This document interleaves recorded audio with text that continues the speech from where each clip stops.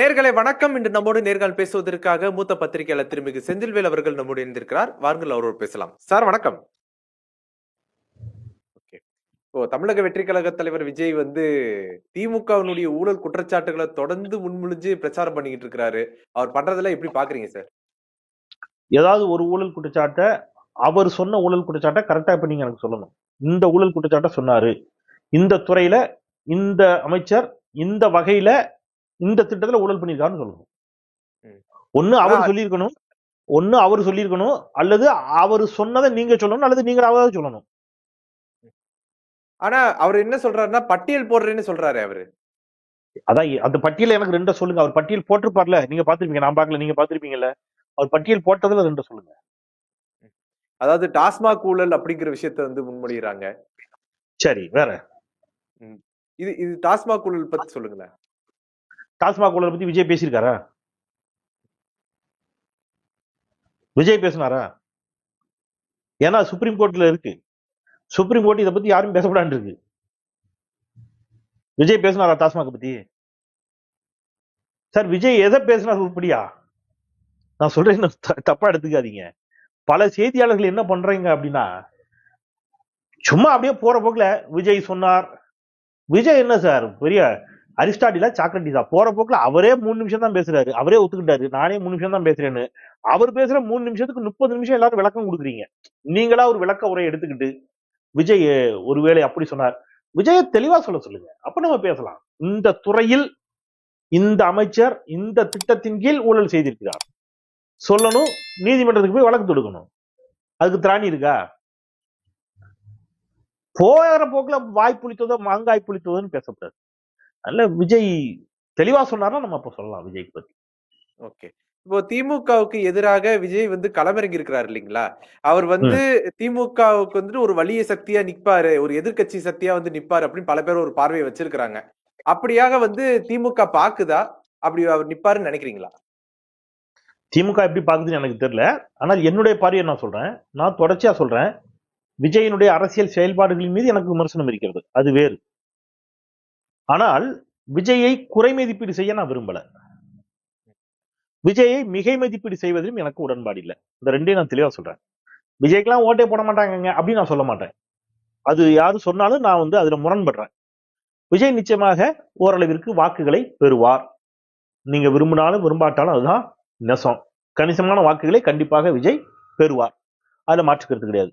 ஆனா விஜய் தான் அடுத்த முதலமைச்சர்னு சொன்னா அதோட பெரிய காமெடி எதுவும் கிடையாது. விஜய் நிச்சயமாக கணிசமான வாக்கு சதவீதத்தை அவர் பெறக்கூடும். அது எவ்வளவுன்னு எனக்கும் தெரியல, அவருக்கும் தெரியல. ஒவ்வொருத்தரும் ஒவ்வொரு விதமா சொல்றாங்க. நிச்சயமாக ஓரளவு ஒரு ரீசனபிளான ஒரு வாக்கு சதவீதத்தை அவர் பெறக்கூடும் அப்படின்னு தான் நானும் யூகிக்கிறேன். எவ்வளவுன்னு என்னால இன்னும் அறுதிட்டு சொல்ல முடியல, யாராலையும் சொல்ல முடியல. ஆளாளுக்கு ஒண்ணு சொல்றாங்க. ஆனா ஒன்று உறுதி, நிச்சயமாக வாக்கே வராது அப்படின்னு சொல்றதுலையும் எனக்கு உடன்பாடு இல்லை. அவர் தான் அடுத்த முதலமைச்சர்னு சொல்றதுலையும் எனக்கு உடன்பாடு இல்லை. அவர் ஒரு கணிசமான வாக்கை பெறுவார். அந்த வாக்குல எல்லா கட்சியினருக்குமான வாக்குகளும் இருக்கும். கணிசமா அதிமுக போகக்கூடிய வாக்குகள் இருக்கும், நாம் தமிழருக்கு போகக்கூடிய வாக்குகள் மிக அதிகமாக இருக்கும்.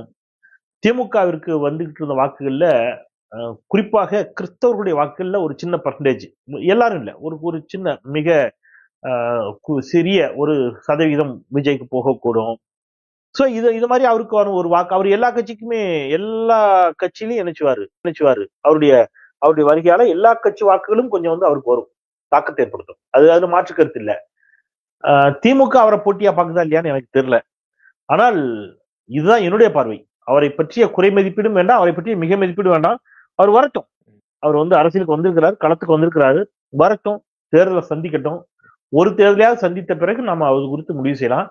அப்பதான் நமக்கும் டேட்டா கிடைக்கும். அவர் எந்த தொகுதியில வலுவா இருக்கிறாரு, எந்த பகுதியில வலுவா இருக்கிறாரு, பரவலா தமிழ்நாடு முழுவதும் அவருக்கு செல்வாக்கு இருக்குதா, இல்ல ஒரு குறிப்பிட்ட பகுதிகளில் இருக்குதா, இதெல்லாம் தெரிஞ்சதுக்கு அப்புறம் நம்ம அது இன்னும் தெளிவா பேச முடியும்.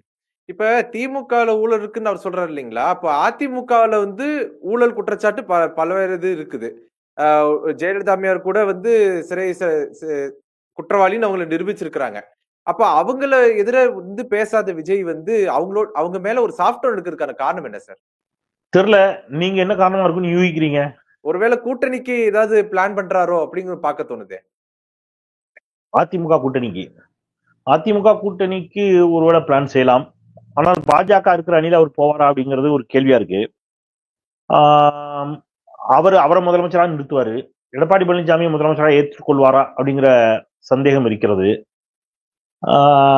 ஒருவேளை இப்படி இருக்கலாமோ.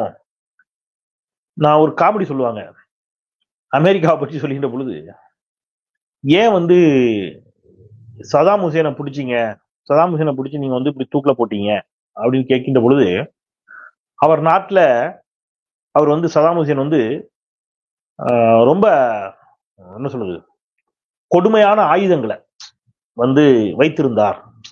குண்டுகள், அந்த மாதிரியான ரசாயன குண்டுகள், இந்த மாதிரியான சில தடை செய்யப்பட்ட அல்லது ரொம்ப ஆபத்தை விளைவிக்கக்கூடிய, எதிரிகளை துவம்சம் செய்யக்கூடிய ஆயுதங்களை எல்லாம் அவர் வைத்திருந்தார் என்று நாங்கள் சந்தேகித்தோம்.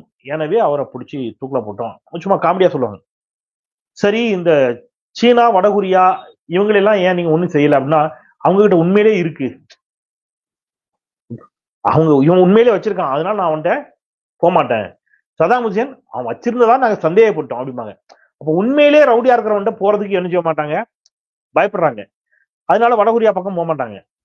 அந்த மாதிரி ஜெயலலிதாவை அவர் விமர்சிக்க தயங்குவதற்கான காரணமாக நான் புரிஞ்சுக்கிறது என்னன்னு கேட்டீங்கன்னா, ஜெயலலிதா உள்ளபடியே மிரட்டுவாங்க, உள்ளபடியே மிரட்டி இருக்காங்க. அதனாலதான் ஹஸ்கி வாய்ஸ்ல கையை கட்டிட்டு பேசினார் விஜய், நம்ம பார்த்தோம்.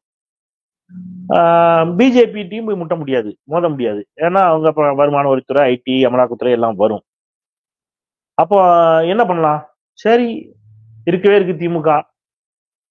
ராஜாஜில இருந்து எல்லாரும் அடிச்சிருக்காங்க திமுக, யாரும் அடிக்கல, எல்லாரும் அடிச்சிருக்காங்க. நம்ம பங்கு நம்மளும் போய் 2 அடி அடிப்போம் அப்படின்ட்டு விஜய் என்ன செய்யலாம். ஏன்னா திமுக தான் என்ன செஞ்சாலும் என்ன செய்யும், என்ன அடிச்சாலும் மிரட்டாது.